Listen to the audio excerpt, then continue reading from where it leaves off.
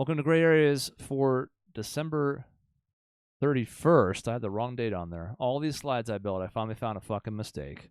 But I caught it live, so that's good.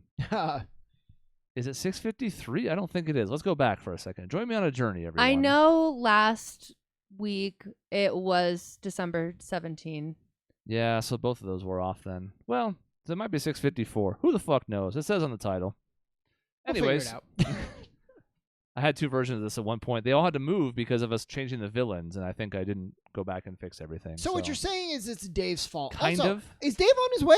Let's see. I'm checking. No, he's not. Great, I don't okay. have a watch on, so he's not. Try to Yeah. give him benefit of the doubt, but nope, he's a big Ofer on all of these. Over? Yeah, O for the entire series.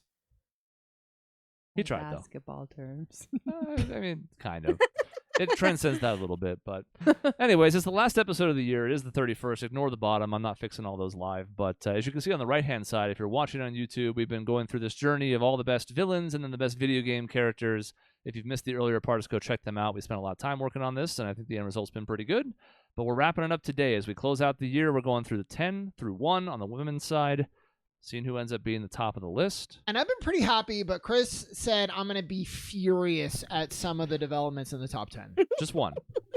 I think One just that one. he voted for. One that he So- voted for. I think he's going to be more mad about one that he voted for than the one that he didn't. Okay. All right. How exciting is that? So there's your teaser. That's what we get. That's how we hook the engagement. We got to keep it going in the first minute. Well, that's how we're going to do it. Yep. Stay tuned for Sean's rage as we start with our number 10, the aforementioned Celes from Final Fantasy VI. Nice. I was hoping she was going to be on the list, but I wasn't sure. I didn't vote for her. Ooh, maybe I did. Maybe I snuck in a vote, but I don't think so. Chris is shaking his head. No, I did not. Nope. She's still great. To me, she's the other almost like dark horse for being the lead of this game, especially for what she does in the World of Ruin. The world is destroyed. She gets kind of suicidal. She doesn't really know what the reason is for living, and then she finds it. And, obviously her role in the opera is very iconic too. She's one of the most memorable characters in one of the best games ever made. So, yeah, she's great. You can argue about the protagonist in this game to death. We talked about it with Terra, who was earlier in the list.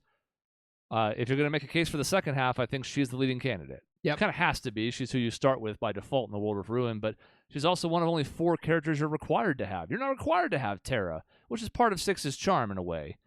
In the case of Celes, I think in general, she sticks out a little bit more just because it would have been very easy for her to be one note back then.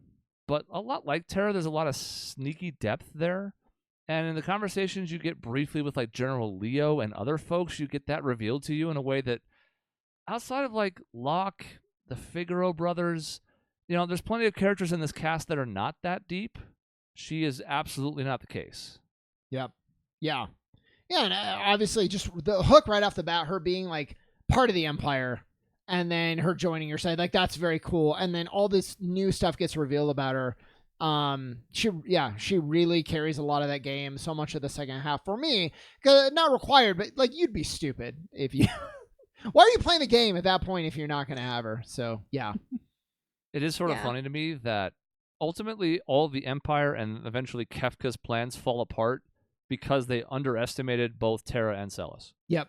Mm-hmm. The first half, they have the slave crown on her, so they assume it's all taken care of, but then they send her out to some remote-ass place in Narsh with, Wedge and Biggs, where she can escape, and does, and then she eventually helps foil a lot of what they're doing. And then with Celes, it's like, well, both her and General Leo, they're expendable, we don't need them for anything, and while Leo doesn't end up doing a whole lot to stop them, Celes sure as hell does. Yep. And I think that's cool. So on a list where we're talking about the best female characters, I think that's sort of inherent to maybe why they're overlooked, and yet look at the impact that they end up making. That's awesome. Because, Locke's important, but without Celes, he's probably fallen into despair. The Figaro brothers are both important, but the returners aren't going to do jack shit without Terra helping them out in the first part of the game. Yep. They even talk about as much themselves. They're like, yeah, it hasn't been going very well. Like our castle can dive in the sand, and that's cool, but it's not going to stop the Empire. So, they're the crux of this game, even though you can have 5 or 6 different main characters. But I think this is good for her. Again, I don't know if I'd want to see her any higher, but I don't mind her sneaking into the top 10. Yeah. No, I like it. This is not the one that enrages me. No. No, I We're like not there it. yet. And I think a couple of our watchers, aka people who voted, are knowing what I'm talking about at this point, and they're excited to see what happens. Number 9 is not going to be the one you're upset with because it's Ciri from The Witcher. Yay. AKA it's your number 1, so I would expect not to be upset. Maybe this is low, but Yeah. as far as like being here, A little bit. So this is the name of my dog. This is Our the dog. namesake. My dog. Corvo's your dog. Ciri's my dog. That's true. Vivi will be my dog too. And look, just like with Geralt, I'm not gonna lie. The books do play into this a little bit. The journey that this character has gone on, from sort of being a rando at the beginning to ultimately being the most pivotal character in this universe, able to hop through dimensions. It's heavily implied she ends up in the cyberpunk dimension for a tick or two.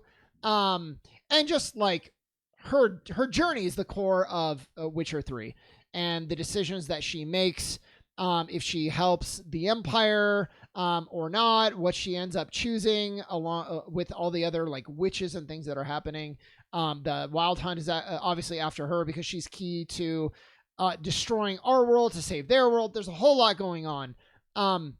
But it all works because she's so interesting.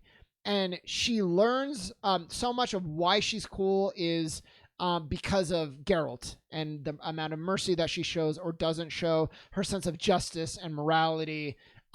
It's all derived from that. And you spend the whole game looking for her, and in doing so, getting to see the journey that she's gone on. And it's just every time you get to those moments, it's so fun because you're like, oh, what's Ciri been up to? I'm so excited to check up on her. Mm-hmm.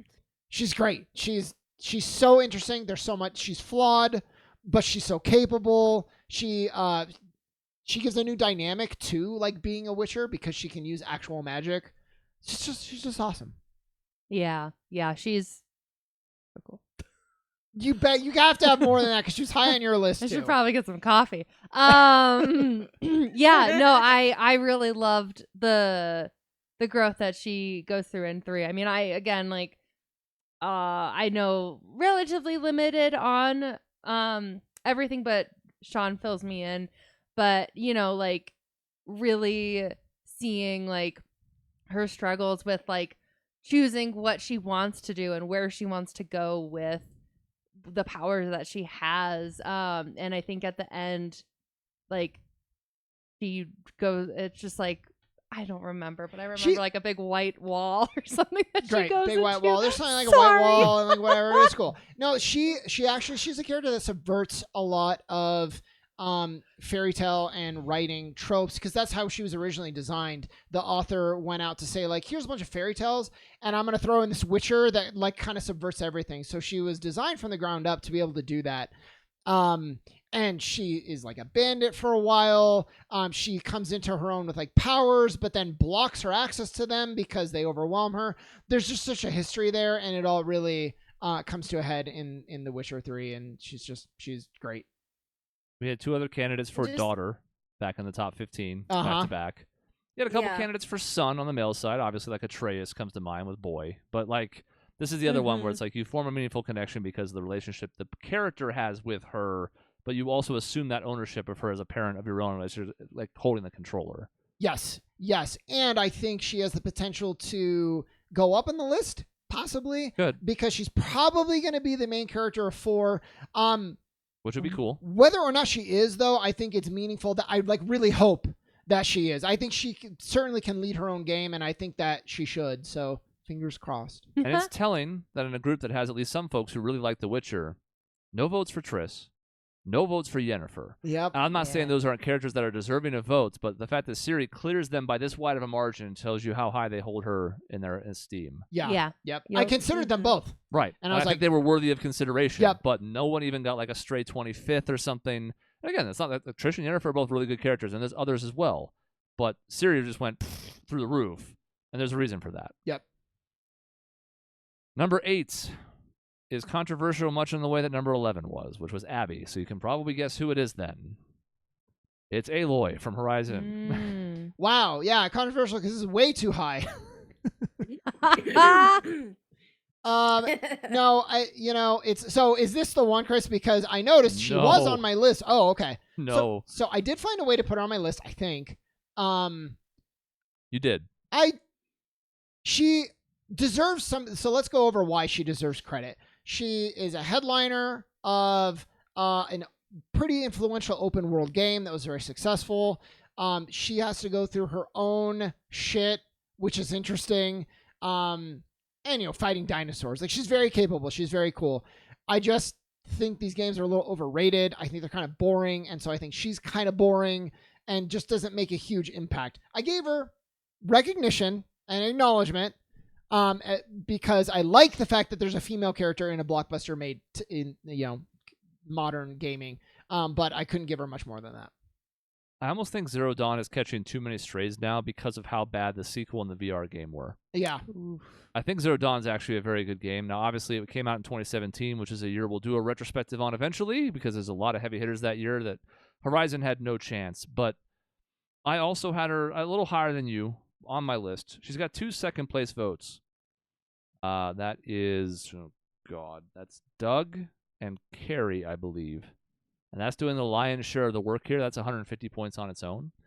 But also still has some other votes, so I don't know if this is completely out of place. I'm with you. I think I would have preferred her in like the 12-ish range.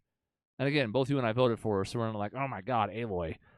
I do think that some of the shine has come off just because of the last couple of years. And I think some of it's also unfair because some of it, again, is just because of her design and other issues that have nothing to do with the game, the character, just kind of like, anti-woke nonsense. Uh-huh.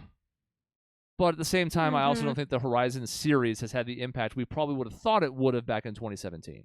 Yeah. Pretty lackluster recent game. I think... I don't know. I don't think I probed these games as much as I should have either because I just was like, they're okay. Things seem to come a little easy to her at times after what I thought was a very, very good intro. Yeah. Full of strife and this like obstacle she has to overcome. She sort of just becomes this person that's amazing at everything, and that kind of carries through most of the other games, with a couple exceptions. Her doppelganger is actually very interesting in the later games. Or one game. I think there's potential there. I'd love to see her come back. It just, that this is the impact that she's had on me to this point. But clearly she's had more on others because she is got 4 other votes and is number 8 on our list. It's time. Number 7. Yeah, I'm already out, right? So I'm already tilted. Now it's going to push me even further. Yeah, you've had a weird top 10 so far because you didn't vote for Stella's, but I like the pick and I think agree with where she's at about. Yep. Obviously, number 1 for Syria, probably wish she was like 5th or 6th. Yep. And then Aloy. Number 7 is a character you voted for, is a character Maisie voted for, but you probably never thought she was going to reach this stratosphere. Lae'zel from Baldur's Gate 3. Oh. Well, okay, what a relief. I really like Lae'zel. I think Maisie almost would be more surprised because she did not like her at first, but then she kind of grew on her. I hated her, but I also only played like an hour of that game, so... I actually really like... So, Lae'zel, out of all the companions, I think she's the one I like the most. I maybe give Shadowheart a little bit of love, too. Again, I'm a sucker for anytime a character starts a journey and is a fucking asshole and sucks and then has to grow. And having, like, your god turn out to be a piece of shit that's, like, pivotal to the entire plot of the game and just, like, not being what you thought it was... is fascinating to me and sets her on such an interesting journey. So, I care less about the like, oh, I like to fuck strong people. Let's fuck right now. I don't care about that as much, but just this journey of like, what do I do now with my life? And everything that like my entire reason for existing is very much Will Ferrell and Talladega Nights. Like, I built my whole life off that thing. That's what I felt with Lae'zel, and where she ends up, if you play the right way, in my opinion, is among gaming's best. Yeah, I only got like I'm so bad at games, dude. But like I got the very beginning of her story, and literally the moment like I saw that controversy with her people and stuff, I was like, oh, I'll date Lae'zel. I'll date Lae'zel. I'll like be more invested in her. Like there's so much more there that seems really freaking cool. Yeah. So, yeah. I don't want to besmirch a character that's gotten not 1 but 2 number 1 votes. Ooh. I think 10 years from now we're going to look back on this and see it as a mistake. I think Lae'zel to me is like a Liara range, where you're like very, very good companion who should be in the mid-teens, maybe? Yeah, maybe if a she's little like bit. 15th, I would go, that might be a little high, but Yeah. okay. 7th to me is the one that I think we're going to look back on a decade from now and go, I think that was the recency bias showing. Well, Yeah. 7th, but because you just said 2 number 1 votes, which isn't sorry everybody who we love that you voted. and Number Peter. 1, Doug and That's Peter his are, outrage. this is their number 1. Doug and Peter. Well, look, I'll give credit for like if it was like a GLaDOS where I'm like where are you even coming from? I'm Yeah. having a hard time understanding. That would be one thing. At least Lae'zel, it is a fully fleshed out character Yeah. with really great writing, very great performance. Not my number 1, but God, at least there's like, okay, I can see it. And she was one of my last ones out. She was probably 5th or 6th off of making my top 25. I did give a vote to Shadowheart. It also wasn't very high. Yeah. I have no qualms with Lae'zel, the character. I think she's great. I like her quite a bit. If I didn't romance Shadowheart, it probably would have been her. I just this is the one where I was looking at the final result and I was like, oh boy. Yeah. Yeah, I'm with you. And again, the voters aren't talking to each other. There's no coordination of like, oh, you had her number 1. Well, then maybe I won't do number 1. To like, Yeah. people are just voting what they're voting, and I don't want to give them grief for voting with their heart. If they really like her, that's fine. I just think as a group list, we're going to look back on this as a mistake. Sure. I think so. But and we'll correct it in another 10 years. With But- another NPC. With another barely Our top 6 has 3 of the top 4 from last time, 2 people that got a small glow up, and 1 bigger glow up. Okay. They're all characters from our top 28 from 10 years ago. So there's no like brand new face in this. It's kind of the opposite of the male list. The male list had a bunch of new characters at the very top. This one's the opposite. We just went through a batch of new characters, and now there's some familiar faces the rest of the way. Starting with number 6, hey, Michaela, would you like to talk about your number 1 vote? Good My choice. number 1, Midna. She is the best Zelda companion we've ever had because she's not just a companion. She's actually a full-fledged character, and the writing for her is just brilliant, and the way that they tie it into the story of this light and darkness, and that as when the world is beset by twilight, she's at her worst. And then as you start to bring more light back in, she actually becomes a more selfless character, a more softer character. And she starts out as an asshole. And it was a really interesting experience with this game because I watched Sean play it first, and I had already, when I started watching, he was already like halfway through when she's like a good guy. Oh no. I was like, I love her. She's amazing. So then I start playing it, and I'm like, oh, she's such a bitch. This is like, what happened? And then I got to see that growth, and I was like, oh, this is actually brilliant. And we have never had a good, like anywhere as good of a companion as her since then. At least in my opinion. The writing for her is so brilliant, and she's so sassy, and her like she has personality, and she has a great arc. Mhm. And I really wish we could get back to this writing again with the companions because she's so good. And it makes me sad that we've never had anything like this again in a Zelda game because she's brilliant. So you had the Zuko effect, where when I came into Avatar, it was halfway Yes. through, and like, oh, this guy's really cool. Oh. And then later, I'm I like, did oh the same man, thing. he's kind of a whiny brat for a while. Oh, Yep. Maisie, you also had Minna pretty high. Yeah, I just very similar to Michaela. I think I definitely wasn't able to get as deep of a experience with her just because I'm not good at certain things. But I just loved her as the companion, and I loved her that she would ride you when you were the wolf, or like when she would just be a fucking butthole whenever you would like mess something up. I just thought she was so funny and was just really, really freaking cute, and just I love her design. So Yeah, I mean, that's something to be said. A good Such a good character, design. a lot of times I think writing is the most important thing, but having a really solid design and a means to interact with the main character. I also love that the mechanism that she serves, because for a while she's her only outlet. You're like all alone. You're a wolf. Mhm. Things are rock bottom, but you have this character who's kind of like, she's mean to you, but she's also all you have. And it's like almost this Stockholm sort of syndrome with Yeah. her that I think is really interesting. And then you find out like she's the fucking Twilight Queen. You're like, oh. Mhm. It's all just like this layered package, throughout the course of the game that I think it makes it really fun. Yeah. I think that's the key. I think what you just said is what I was about to say as well, which is she being a dick to you is fine because the whole world's being a dick to you.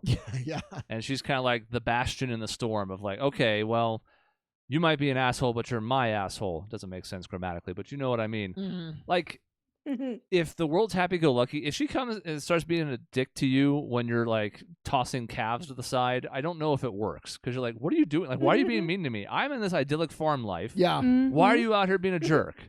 But because you're thrust into this world where not a whole lot makes sense and everything's going poorly, she can get by with being a jerk in the beginning and then grow from it before people write her off because everything's going south. So you're like, all right, well, this is par for the course. She sucks. Being a wolf sucks. World sucks. Twilight sucks. Everything sucks. Mm-hmm. So I think that's important for her because there are plenty of examples of characters that get off to a bad start and don't get redeemed. Either they don't get redeemed at all, or they do, but it's too late for people to care. The example I can give is Machias from Trails, which only Michaela gets. But like, there are some characters that if they walk that tightrope too long, and they're a jerk for too long, you give up on them before they're redeemed. Doesn't happen with Midna, because even like the part with her song with the piano, you know, the Desperate Hour one, that's before the halfway point of the game. So she's already come a long way by then. She's irreplaceable by the end of it. Yep. Yeah. Yep. Nice. And, best part of a game that is still great because it's Zelda, but one of the weaker, I think, titles. But really, she stands out still. So I love her. One of the returners from last time, we still have two more. I mean, all of them were on the list, but this was one of the top 5. She dropped 2 spots, but so I mean, really, in the grand scheme of things, that's like not moving. That's kind of like impressive. par. Yeah. Like you expect some fall off as other characters enter the fray. So to go down 2 spots, like you said, pretty much a wash. Yep. Into the top 5. And to be honest, I think I'm glad Midna ended up where she did. She was my number 6, so I'm not just saying like, oh, she's 6 because I voted her 6. But more so because she is also only in one game. And that's not true of anybody in the top 5. So I think that's a pretty good spot for her to have ended up. And then you talk about people who have been in many games. How about our number 5, our previous number 1, Samus Aran? Yeah, I am. So I dragged Jason a bit throughout this list for a couple different choices. Jinx number 1 being the worst offender. But he had a great point. So I'm gonna revisit this argument that people maybe weren't debate that we had from years ago. I had Samus as my personal number 1. She was the list number 1 overall. And Jason said, what a bad choice for a number 1 on a female character list because you don't even know that she's a female. And there's nothing about her. I'm one of the games you don't know that she's a female at all. It's revealed at the end. But then the rest of it, like she may as well be a male, right? For what she does and how she's treated. But there are certain like qualities of of a female that matter and that are important. And all you're saying is like, it's what Gears of War does. Oh, you want a strong female? We'll make her just like the men. Like, well, that's not what makes a great female character. So Samus dropped a little bit because of blank slate, but also of that element. And yet I'm still happy with her being high on the list because she achieved so much. She's accomplished so much in the face of such adversity. She has staying power, kind of like Link. She solves all these puzzles and has all these moments of intelligence, also with just being a fucking badass and saving the baby alien. We're not going to talk about Other M. That has nothing to do with this vote at all. So yeah, I mean, she's awesome still, even though she dropped a little bit for me. How interesting that 10 years ago, Other M has just come out relatively recently, and yet she finished number 1. So despite the worst entry in the Metroid franchise, she overcame that in her group list. And now she's number 5, but it doesn't feel out of place. And that's on the heels of a couple other successful games, especially Dread, where like you can make the argument a lot more now than you could 10 years ago in some ways, because like she's trending up. Yep. But she's dropped a few spots. But I mean, you're right. I think somewhere in between your guys' debate back then is the truth, because Jason is right to an extent that a lot of what she does is largely genderless in a way. It's just she's just Samus. It doesn't really matter if she's a she or a he or anything. It doesn't matter. Samus gets the job done when necessary. Goes out there on her own, does things. It's great. However, I also think it's a little bit misleading. And as I look back on the argument 10 years ago, I think to myself, maybe she shouldn't have to do things that are distinctly female to stick out in that field. You mentioned the Gears of War example, which I think is a good one because it's like you said, it's making a female character be like the men. Oh, it's just one of the boys. It's a pick-me, basically, if you want to use a trendy term. Instead, it's almost like maybe Samus should get more credit because she was a strong female character in a time where those didn't exist. Mm-hmm. And she could do it on the strength of the big reveal that's the big secret of the first game being the shock factor, but ultimately it didn't matter. If you liked the character, you liked the character. If you thought she or he was a badass. So it's weirdly in the middle of all of it. I guess it's a perfect example of our show and the new name that we didn't have 10 years ago because, like, is she the most well-written character on this list? No. And even in the stuff where she's got good tidbits of it, like in Fusion, it's not like there's all this dialogue like we have with a Last of Us or a God of War. But she's also, for sure, iconic. Yeah, oh yeah. And that, I think, my top two in this side were a lot based on that. And so that's why it's my number two. It's Carrie's number one. Like, there's some big votes in here, in part because if you ask somebody to name a female video game character, that list is not going to get more than 3 or 4 deep before they hit Samus. Yep, absolutely. Yeah. So, fifth as from one, don't feel like it's an insult. Some people are like, I can't believe it. I think most people are going to be fine with it, especially based on what we laid out. Yeah. Number 4 is our final glow up. Now, it's a little bit misleading to call it a glow up when this particular character finished 28th last time and now is all the way up at number 4. But I think that's, from outside the top 25 to top 5, still qualifies. Hey, Tifa, how would you like to feel about being in the top 5? Yay! So I'm happy. go ahead, Kayla.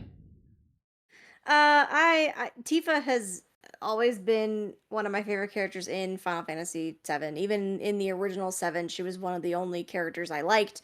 It was her and Red 13 and Zack, which doesn't make sense because he's dead. So, they were the only characters that I cared about because it seemed like she had potential.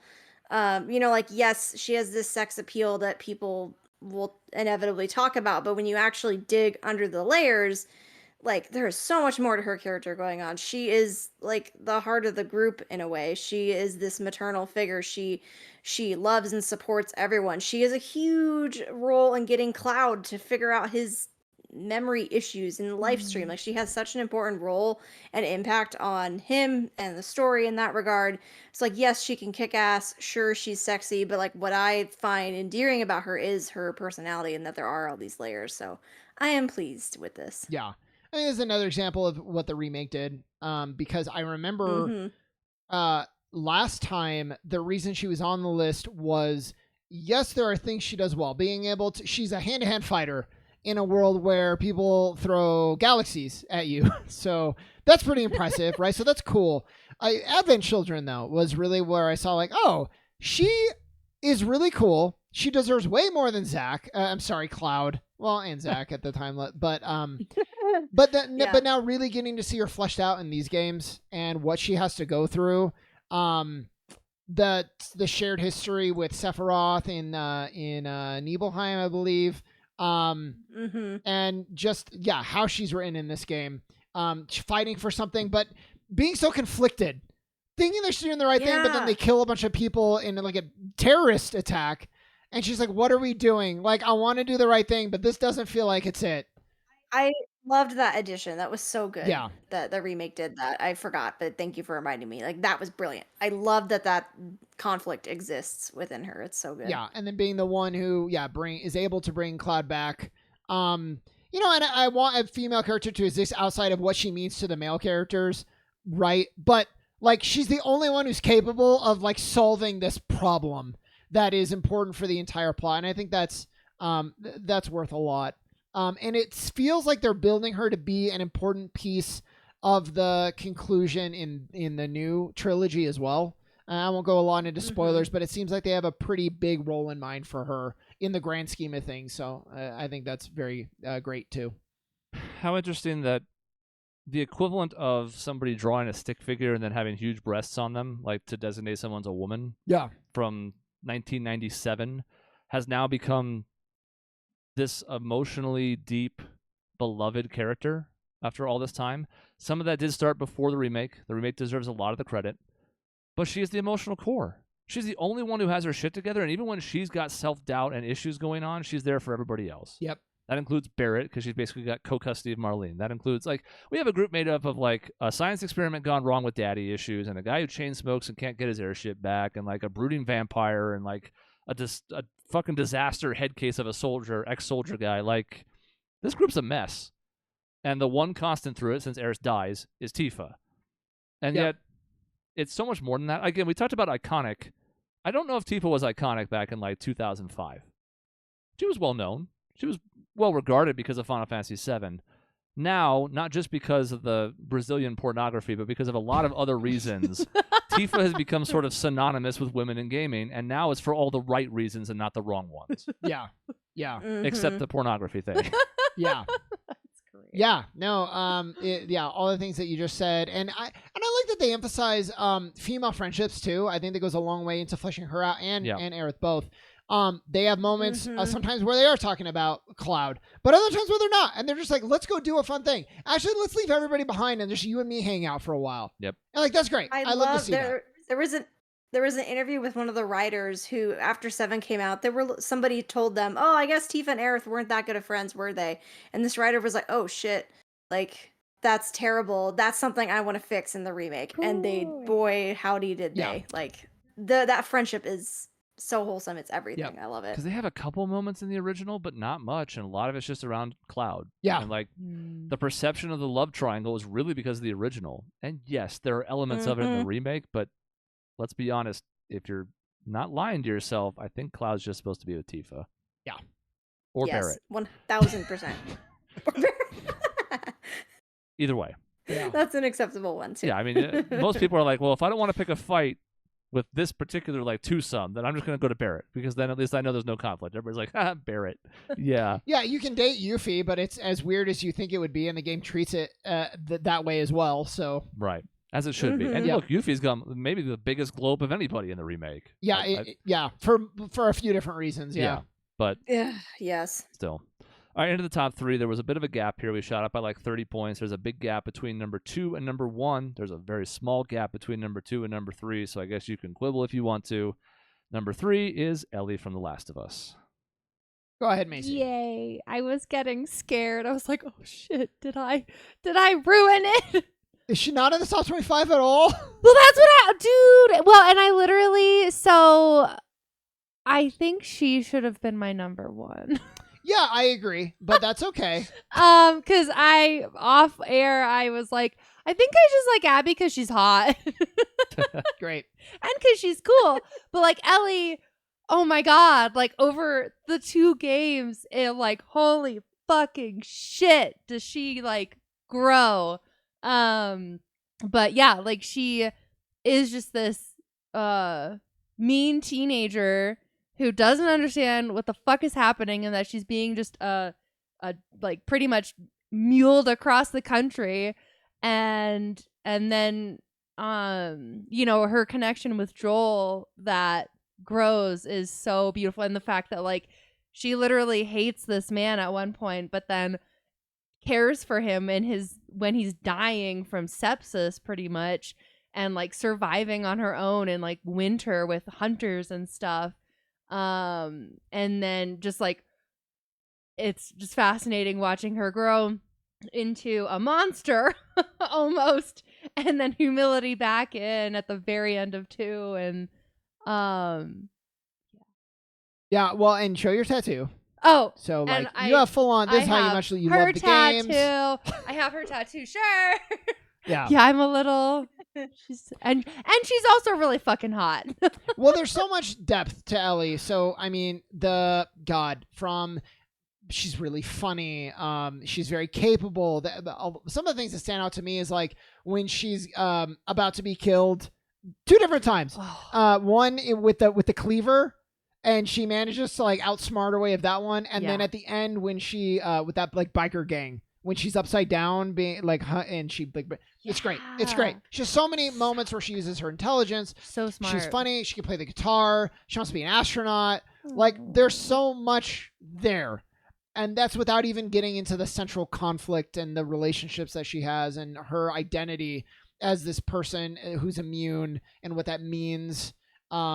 Is just so well realized, And so to me, I love Abby. I think she's more intriguing, but like Ellie is the better character. And her Yeah. journey between those two games is incredible. Well, and I forgot, like, with that astronaut stuff, like, even though she knows this world is a shithole and it really is no, like, normal future for her, at least, potentially, she still has those, like, little aspirations of being an astronaut, or uses her imagination to just, like, go into another world every other time, Yeah. just to escape. And there's just so much depth to her in this crazy world. Some parallels between her and Clementine, just in the sense that, young girl going through what was for a lot of us, some of the worst times of our life. Like, imagine going through puberty in a world that's a hellhole. Yeah. Like, Yeah. middle school was bad enough without Mhm. zombies or, fucking Walking Dead equivalents kind of shambling about, killing everybody, and no hope and no cure. So, like, the difference here is she is the cure, and that's obviously what it leads Joel down the road that he goes down, and then she has to deal with some of what Joel did throughout the course of 2, while Mhm. still carrying some of the things that he taught to her. He's also sort of like left her in a fucked position, right? Because now she's having to answer for things that he did without her consent, without her knowledge. So I think there's folks who would like hold against her. If they're big Abby fans, some folks will hold that against Ellie because, like, well, now Ellie's in the wrong. She's gone too far, and I'm like, consider everything she's been through, and in the middle of puberty, and everything else. I'm like, I don't know if you can hold anything against her. You can think she's in the wrong in some cases. You can think she's gone too far, but it makes total sense how she's gotten to where she has. And there's such confidence in the character writing. And so at the end of the game, you just want her to leave this all alone. Stay on the farm with Dina, live a happy life. And like, she just won't do it. Yeah. And like, I believe that. Like, Yeah. you feel this, like, you're beholden to a certain act, and you have to go get revenge. And she's just so well realized, and it's so compelling, even when you think she's making a mistake, Mhm. which it can be often sometimes. Oh yeah. But to me, that's what makes a really great character. It is kind of funny, too. We have John Marston just wanting to live on the farm. Just Yeah. wants to be with his family. He's content with Yeah. where he's at, and things get dragged back into him. And she's like, I'm not content on this farm. I'm going to go reassert myself into the situation. Yep. And both make sense for the character at the time. Yep. And I love the little details that they do for her throughout the second game, where, like, mainly the one that I'm thinking of is, like, you see, like, her hands shaking and, like, certain little nuances, I don't know, that are very minute but show her, like, just kind of going crazy. Yeah. To a point, and it's like, it's just such a really cool thing that they have in there. Well, this is what I meant about, like, Aloy, and maybe I'm not being fair to her, but, like, Ellie has a full-on panic attack. And that's why, like, you see the flaws, you see the, not that I'm saying having a panic attack is a flaw, but, like, when you're like, oh, this person's bad, nothing ever phases them. It's like, no, she has panic attack. She deals with fear and sadness, and you get to see all these different sides of her. And I think that's just what makes her complete. I think I'm better off not having played the other Horizon game. You might as well stop there. I have a better impression of Aloy because she starts off vulnerable, and eventually gets to be a badass, but then she doesn't just start the second game being a badass again. Yeah. So I haven't seen I think that was the problem. as much of that. No, I didn't have her super high either, but I had her higher than you. Yeah. All right, top 2. Any guesses? You should be able to guess. Yeah. I don't know if she's gonna be number 1 or not. I hope she's not number 1. The one that I'm thinking of. The one that I wore the shirt for last time. She's probably gonna be number 1 though. Any guesses from our Oh. panel? Is that when you're gonna hit rage? No. Is it No, we're just past that regular? point. Yeah. Oh. He'll be fine now. What do you think, Kayla? I have no idea. You I have no can't idea? remember who we- Oh. No, I don't know who's left. Wait, maybe I do have an idea. Sorry, I'm just thinking. I just thought of someone in particular. We have 2 we icons have not left talked about yet. for Yeah. different, somewhat different reasons, but still powerhouses in gaming in general. It doesn't have to be restricted to females. Number 2 is Lara Croft. Yep. Right. So I disagree with her number 1. pretty Triangle strongly. tits. I'm not saying Lara Croft should have been number 1, but I'll talk about Lara right now. So for me, you could have justified a vote based on iconic status before the remakes came out. And that would have been fine. But seeing what they did with her in especially the first 2 of the remakes, where you get to kind of see the start of her journey, Lara Croft to me is the same problem as Nathan Drake. There's something that is there's a dissonance between making the quips that you're making and spilling the amount of blood that you're spilling, or being in the amount of dangerous situations that you are in. And Indiana Jones barely manages to like overcome it, and to me, Lara Croft, Nathan Drake didn't. Getting to see her vulnerable, and do they go a little too intense with like all the screams and stuff when she's getting impaled constantly throughout the game? Yeah, probably. Mm-hmm. But it's still great to see that vulnerability and how many different sides of this character exist. So when you combine her history as, obviously, I think first and foremost a sex symbol, but one of the first main female video game protagonists, like, and that having meaning, and then you combine it with the more well-written vulnerability and journey that she goes through in the remakes. I can see a number 2. I can support it. She's kind of like Kratos before Kratos in a way, Right. right? Different, but you can see where I'm going with it. Like a character that you kind of just wrote off as like, oh, that was her back in the day. She had like 6 polygons and 4 of them on her chest. That's cool, awesome. Like she was the icon of gaming for the wrong reasons for a long time. Kind of like shades of Tifa there too, right? And instead, now again, she gets this whole new set of games where you get to flesh out her character. You get to see that vulnerability. She's not just some weird superhero. And like, I don't know. I went into those games without a lot of expectations. I played a couple earlier Tomb Raiders and found them very lacking. So between the growth for her and also just the gameplay and the series as a whole, it left me with a lot more favorable impression. She was only 14th 10 years ago, and I believe the first reboot game had come out. I think is why she made it where she did. I think I used a picture of her from the very first reboot game in it. So she was already moving, I guess, in a better direction because of it. Now we've had even more time since then. Now the question is kind of like, what's next? After going through the trilogy of those games, like we know there's other ones on the horizon. Does she continue to maintain that appeal? Like, would she be number 2 in 10 years? I doubt it. But if she is, it means good things for her and maybe just her series as a whole. Yeah, and I think a testament to the staying power, right?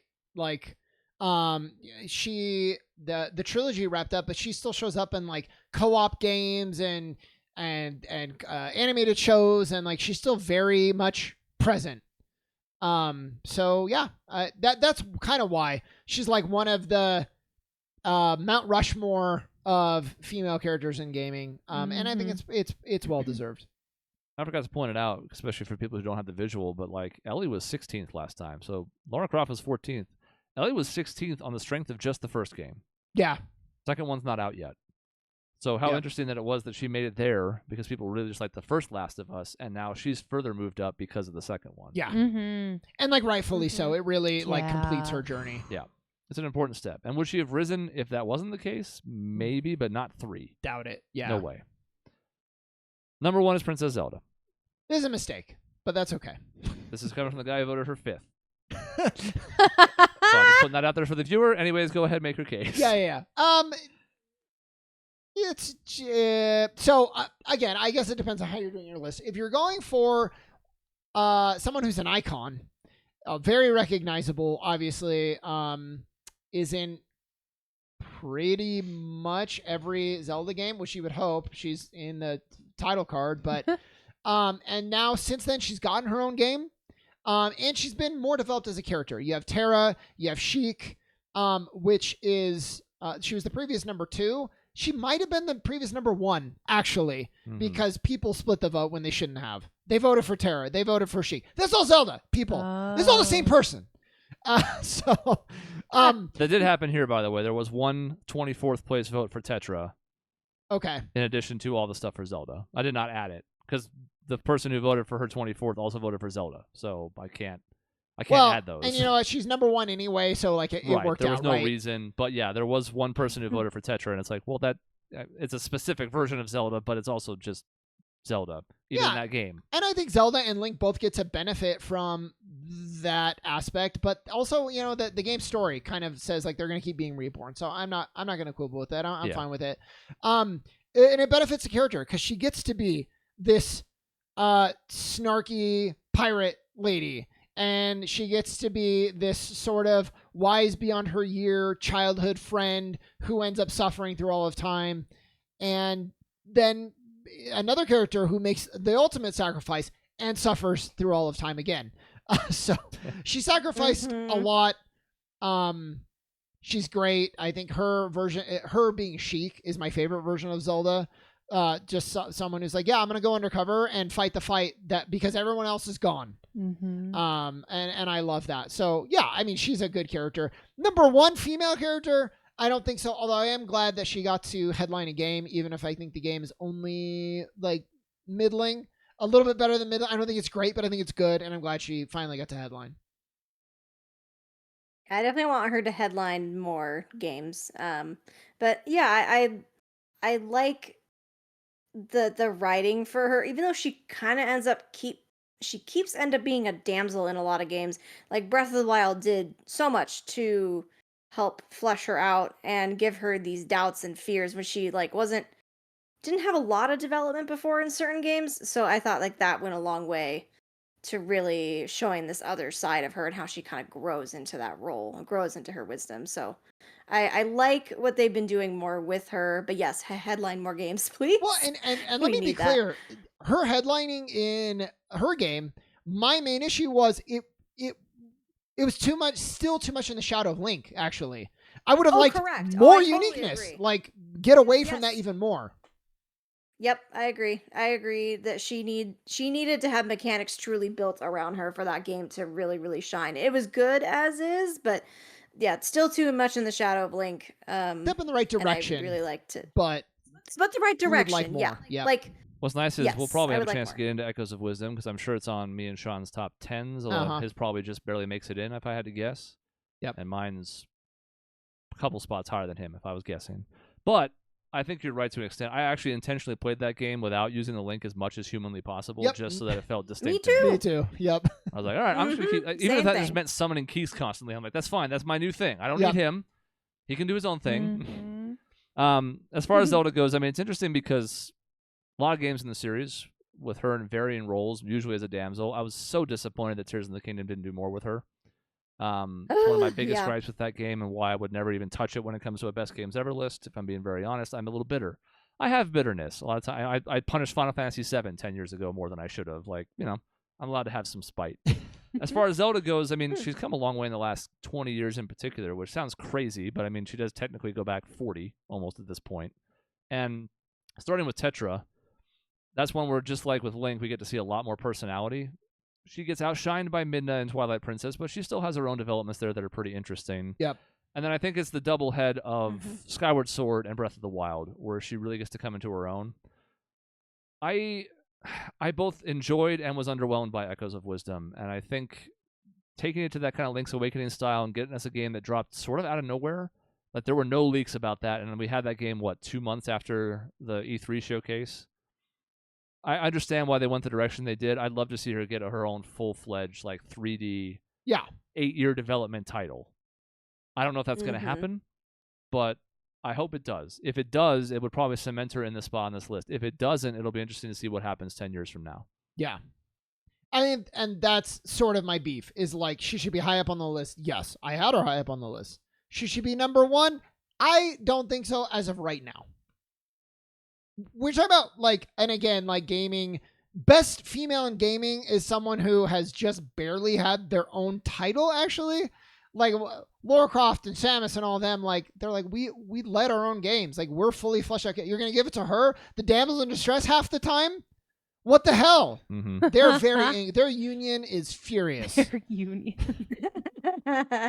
Yeah, there's a lot of different things the top 5 could all quibble over, because Lara Croft's like, look, I think Ellie's a great character, but she's been in 2 games. I've been in 20, and I know half of them sucked, but still, Yep. you're the new hot rookie on the scene. I'm the veteran. Get out of here. They all have beef with each other. Yep. And there we go, turning women against each Yeah. other. Classic misogyny in 2024 as we close out the year. So that's our list. How do you think it went? I know both lists changed. I think this was the one that I needed the biggest work. The most amount of work was this list. I wasn't really happy with it last time. I think it was worse than the mail list. I think it was just all over the place. And this one, I have some disagreements, but overall, I think it's a solid list. And I think it is indicative to show how far we've come in the last 10 years with our writing and female representation and just being included in games. It's cool we have come this far. Yeah. And who knows how far we'll go in the next 10 years, because there's no reason why this trend should stop. Mm-hmm. But we'll see. A lot of the top-heavy part of this list you'd think is not going anywhere. It could be reordered for sure, but the middle parts could be a lot of changes. Yeah. Last time, there were 14 carryovers from 2014 into this list from the top 25. 5 of the people in that list, of the 11 that fell off, didn't get any votes at all. That includes Mia Fey, we've talked about. That includes Mila Maxwell from Tales of Xillia, which is perfectly fine. I'm the one that was voted for. Absolutely don't mind it. Cammy from Street Fighter, all the way off, no votes. Samantha Greenbrier, gone, forgotten. Tyr Grants from Tales of the Abyss, gone, forgotten. And more so than the men's list, even though fewer women fell off this list, all of them completely deserved to. Yeah. The highest person that did not return was number 9, which was Alex Roivas from Eternal Darkness. That's entirely your fault, Sean. Yeah, and when I thought of it, it was just like, God, there's so many more females now to where, like, her small role in a very good game just wasn't enough anymore, which is good. And she did still get a vote from you, so she didn't fall off completely like the others did. And also, since things were so top-heavy, that was your number 1 10 years ago. So it goes to show you how much things have changed. That was a mistake. Even with the landscape being what it was, that was too high. Yeah, I think we talked about it even a little bit then. It also didn't help that because things were even more top-heavy, then that was worth like 200 points. Yeah. So it was a tough look. And it's not like Alex is bad, but other folks that are around, like, again, I couldn't believe Ellie was on the list. I did not remember her being in the top 25. So to see her at 16 was interesting from back then. You know, some folks fell off. Sarah Kerrigan didn't get almost any votes this time from StarCraft. She was 13th last time.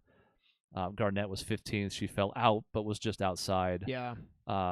Elizabeth from BioShock did still get several votes this time, but not nearly as high. Yeah. I think that's just passage of time hurting her. And then both Tally and Liara made the top 25 barely last time. They were 23 and 25. Liara slid 1 spot. Tally moved up 1. They were both right about where they were. Yep. And that's it for this list. Yeah, it's a stronger section. list. It's a much stronger list. Yeah. Much, much better. Yeah. I don't see any of those as a mistake. Even Jinx. Yeah. Maybe you, just given the weight of 1 vote versus several, you could make the case that she should be 27. Whatever. But, like, her presence on the list isn't a mistake. Yeah. That's a good character, especially with what Arcane has done for that entire franchise and will continue to do as long as they can afford to keep making that level of animation. Yep. All right, that's it for us for the best characters list. We'll see you in 2034 for that. We will see you in 2025 for our look back at last year. That'll be next Tuesday. We'll be back in the live format, so you can chime in as well. We'll get your comments up on the screen as we look at the best of pop culture from the last year. And Dave will be back by then. We'll see. You know, maybe. I'm going to advocate so strong for a 2-parter because it is a 2-parter. That's great. Advocation done and done. Complete. We did that last year as well. I think it needs it. We're never going to go to a 3-parter, though. Yeah. You can almost make a 5-parter. case for 3-parter, but No. I agree. Let's keep it to 2.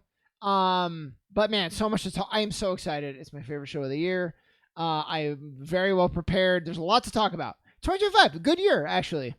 Because we actually have to do like video games as its own list almost. Yes. Especially with you and I both going hard on it. There's too much there, and then we can still do TV and movies. The other one, Cody can chime in. We'll tack his list onto video games because his will be shorter. Like, there's going to be a lot to get to. Busy year for pop culture and better for video games than we thought, as Sean mentioned. Maybe not the heights of last year, but still pretty good. Yep. That's it for us. Happy New Year. Thanks for Happy joining New in. Year. We'll see you next time. And between episodes, you can go to our website, grayareas.live, to see all 13 years of our past good and bad stories and articles and lists. Or you can visit us at youtube.com/@grayareaslive to join the live show. That's where all the fun is. Join us there. See you next time.